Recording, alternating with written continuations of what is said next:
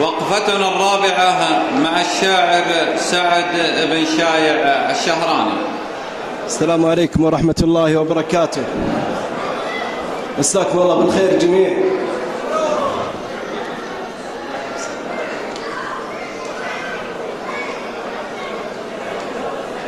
أولا نبارك للمتزوج ونقول لك كما قال الرسول صلى الله عليه وسلم: بارك الله لكما وبارك عليكما وجمع بينكما في خير. لدينا مشاركة ولاة الإخوان يسمعون.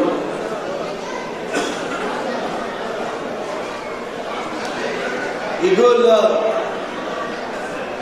باسم ربي نبتدي كل علم وكل فيت، الحكيم الملك له وحده ولا نشركه،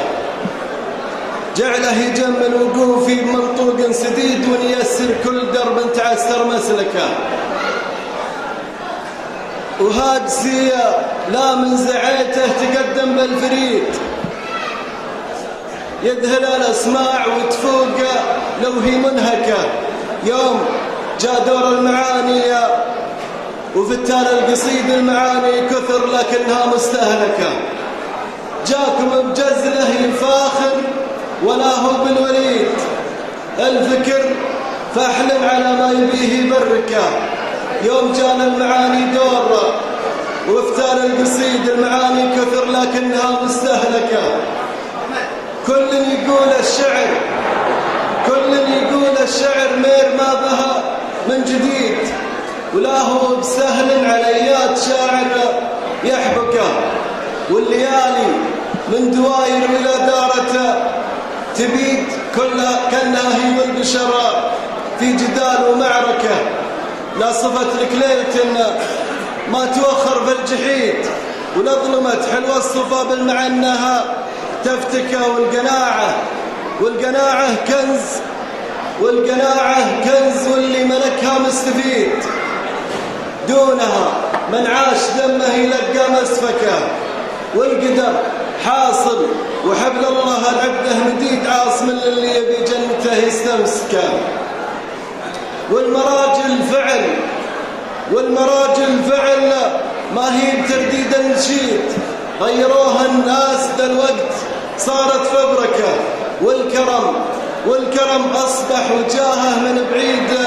البعيد بالمجامل والمصالح وقصة وجمركه، وكل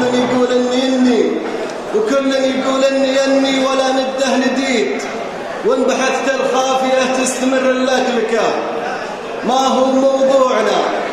هو موضوعنا والرسائل بالبريد،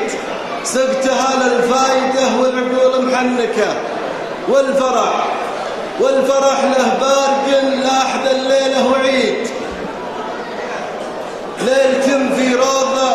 نسناسها متفلكة، عند رمز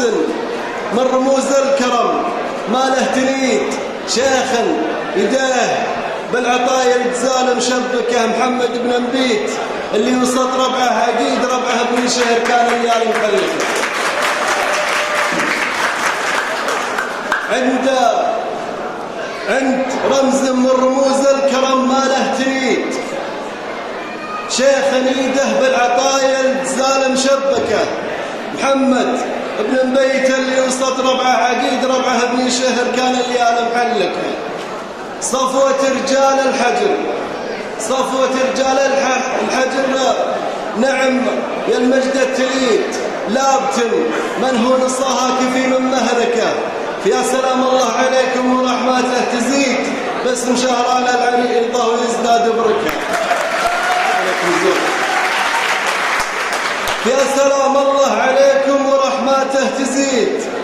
باسم شهران العريضة ويزداد بركة، فخري المشهود وغناي ما قل الرصيد، وفرضي اللي جاهد ما ونيت منسكه، ولا قصور بالقبايل وفاها ما تحيد، تحمي الحدان ويدوم عز المملكة، ولا دعانا مطلق الفعل زعنا، والبعيد عن الحاكم ما نجي له واستهدنا نتركه، وسلامتكم.